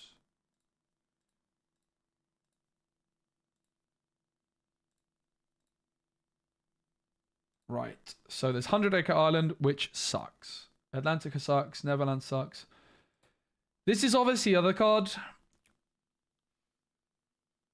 which is once per turn, you may exert chosen character here and deal 1 damage to them to move to another location for free. I don't know how many of these you play. You're definitely playing some. You are certainly playing some. Obviously, this is the start line, and then you move to the finish line, right? So the idea is with this is that, let's say, you don't actually want to play this on turn 1 necessarily, right? Like, let's say you have 3 ink available. Okay? Say it's turn 3. You could play, and you have a character on the board. You could play the Sugar Rush Speedway and the Sugar Rush Speedway. So both of them. Maybe you do play 4. I don't know. So you play both, and then you get to move your character to the Sugar Rush Speedway for free, and then exert it and deal 1 damage to it to move it to this Sugar Rush Speedway. And you draw 3 and gain 3 lore. But obviously you don't really want to do it on turn 2. You kind of want to do it like around turn 4 or 5. Like basically these want to be the last cards in your hand, I think. You want to contest the board a bit to begin with, and then dump your hand with that. Probably. It probably is an aggro deck as well. Hard to say exactly. Most likely it's an aggro style of deck though, right? Most likely. So in terms of other locations which are actually good, Rapunzel's Tower is quite good. The problem with Rapunzel's Tower is you don't gain lore from it. And I think this wants to be a pretty speedy deck. Funnily enough, I tested a deck similar to this in testing. I wish I actually tested it a bit more, but you can play Just in Time into Jim Hawkins into Blam Blam Bam. Like Just in Time is probably going to make the cut, I would guess. At least a couple of them. Like Just in Time into Jim, bam! Even Just in Time into Rapunzel's pretty good. Like you go turn 2 Mother Gothel, turn 3 Just in Time Rapunzel. It's really not that bad at all. So in terms of locations, Underworld, you don't really find yourself using its ability ever. Pride Lands is uninkable. Flotilla is a new one. I think it's bad. At the start of your turn, if you have a character hit, all opponents lose 1 lore. I think it's bad. It's also uninkable. I think Skull Rock's terrible. If you have a pirate character, gain 1 lore. It's rubbish. Ratigan's Party's bad. The Snuggly Duckling is not awful. Whenever a character with 3 strength or more challenges another character, gain 1 lore. If the challenging character has 6 strength or more, gain 3 lore. It's kind of bad though. Pride Lands, I think, makes the cut. Simply because it's got 8 willpower. Probably. And gains 1 lore. While you have 3 or more characters here, you may banish this location to play a character from your discard for free. I don't think that's coming up often either. But it could be okay. And obviously there's RLS Legacy, which is probably being played times 4. I think it's just in time still, though. Like, the other thing to consider is if you play... I mean, that's 9 locations. That's not a million miles away, and you probably just, like, pad it out with something like Pride Lands. Why does it say 13? That's not right, is it? 4, 8, 12, 16. Why does it say... I guess it's just bugging out. I don't really like the Fix-It Felix. Maybe it's good though. I still don't properly evaluate and look at the location deck, which did well recently.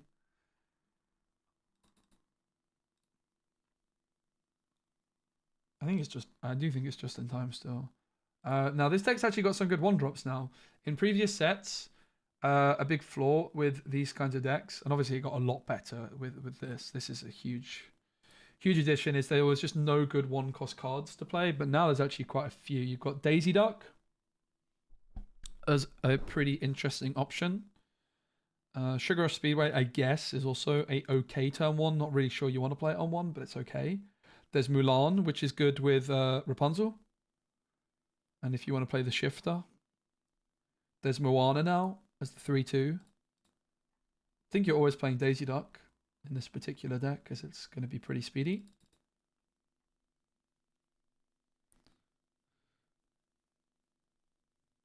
Pride Lands with Tuk Tuk. Yeah, I just don't like how much you actually care about that though, right? Maybe. Like if you play Jim Hawkins for free and you have an abundance of cards in hand, it could be okay. The other thing is rather than going for Just in Time, the other card that would interest me is playing Lantern. Because you can then get your Jim Hawkins through on turn 4 with Lantern. Rather than playing like being forced to play RLS Legacy from hand, you can go Lantern into RLS Legacy. I don't know about Gothel. If you don't have Rapunzel, you can't. Yeah, you always play Gothel or Rapunzel for sure. I have no doubt. I know what you mean though.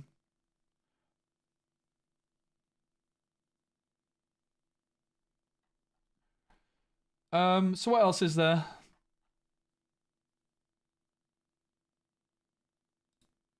We're at 20 uninkables already, so that's a lot.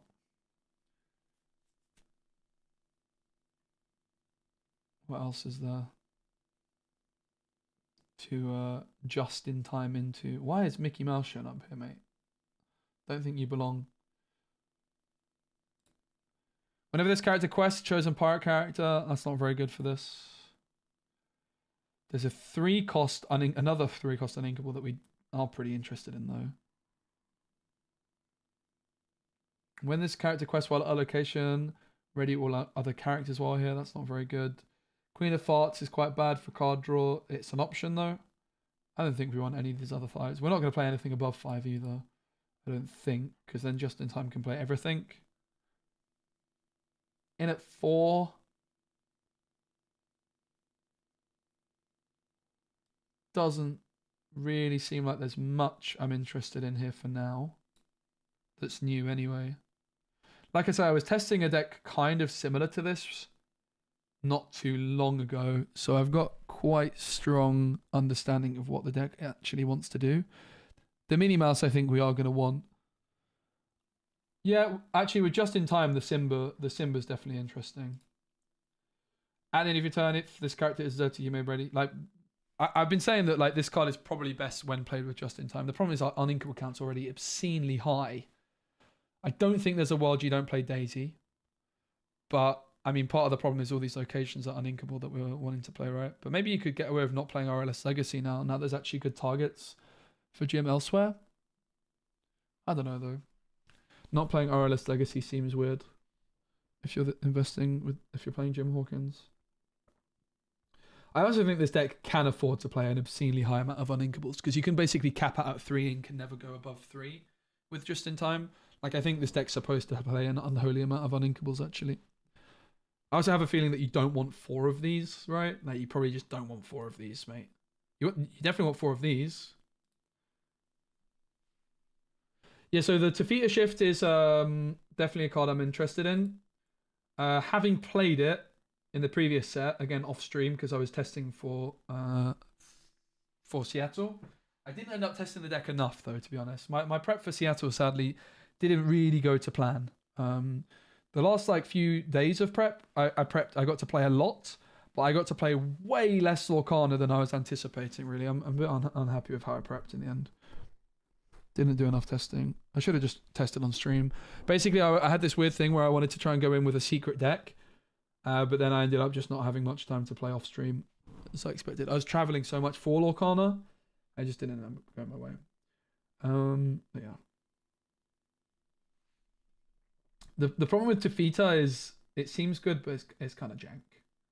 This one, once per turn when this character moves to a location, gain 2 lore. To be fair, this card is actually good with the Sugar Rush Speedway.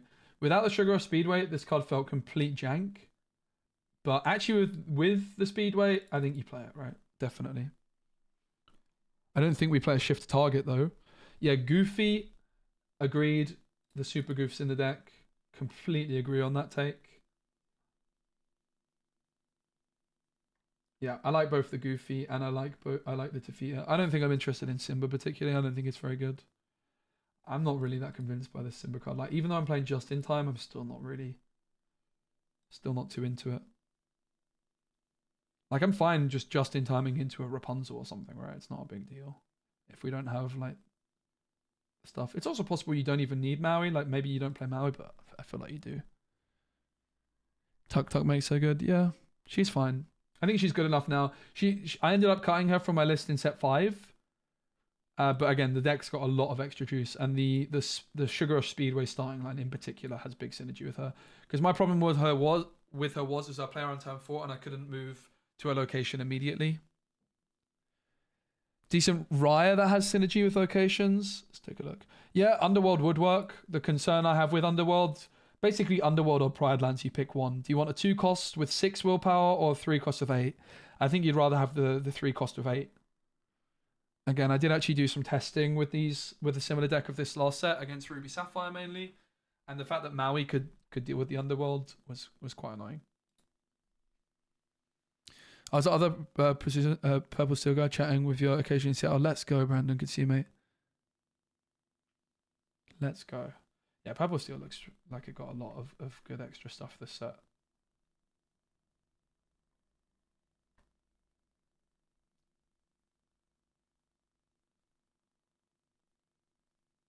Yeah, basically a big problem we're going to have is just any card which is uninkable is going to need to be really good to justify including it in the deck.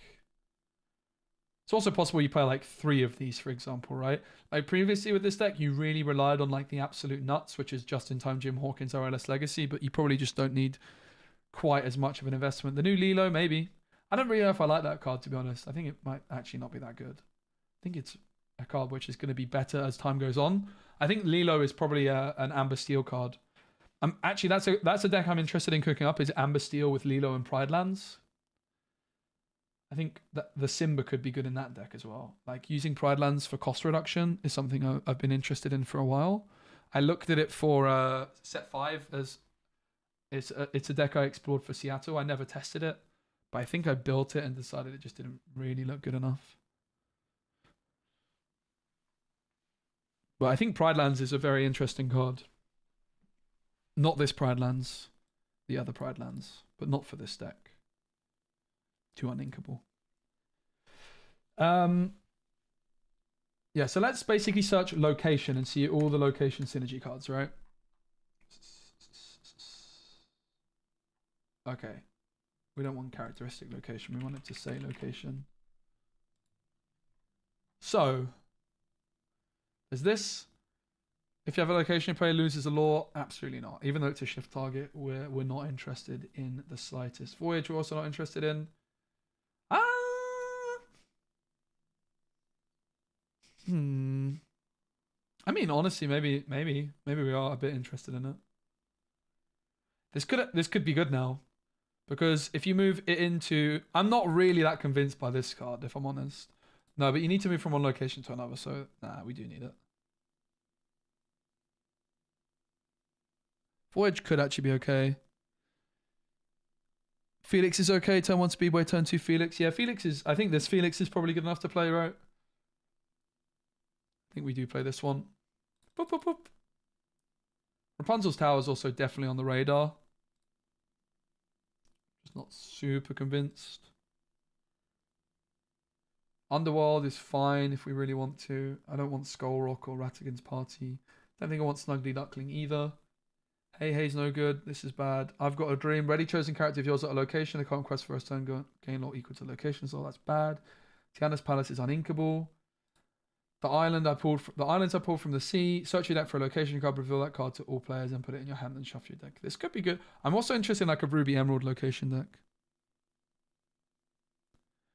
But no, we don't want to play a location search. Just draw the location, right?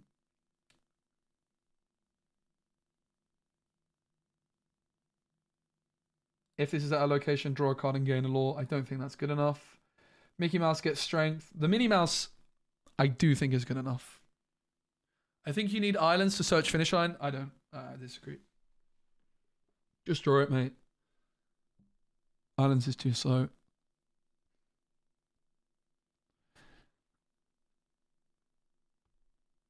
We need to zoom. We ain't got time to sing songs. We ain't got time to spend 3 ink to... Nah, I don't want to play Islands from the Sea. Just draw well, mate. Oh, 1 sec. Someone called me.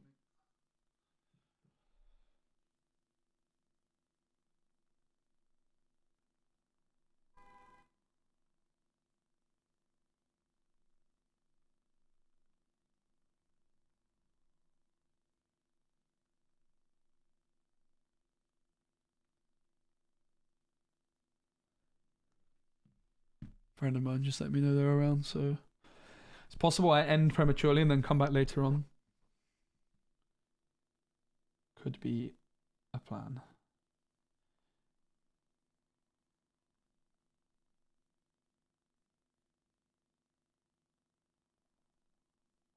Alright guys, new plan, apologies.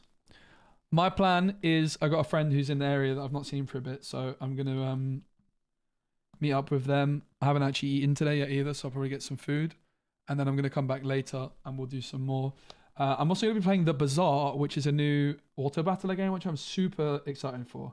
Also, if you guys are interested in any Pokemon Pocket content from me, I mean, I've got it, so we could do that. I've got the emulator type thing set up as well, so we could do that later. But sorry to end early. I was planning on just going for ages. Wasn't expecting my mate to be around, so yeah, I'm gonna dip, but we'll be back later. Played Julieta and Nala. Not interested in Nala. This is a new card. I don't like it though. It's in the starter deck. It's way too expensive. This Moana card's almost good, but not good. This could actually be good. This guy, he could be good enough. Especially because we're playing just in time, right? It's like another card to slam just in time into. I think in an ideal world we can cut the RLS legacy, but I think you probably need it.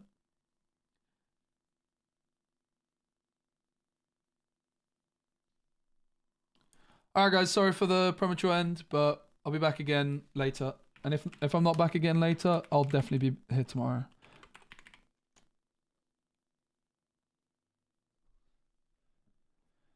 Mono 5 is great for playing Snuggly Duckling. Yeah, I'm not sure I like the Snuggly Duckling that much. I think this deck's going to be good though. I really, really do. I think that this is the money card. I love this card. It's probably my favorite card from set 1.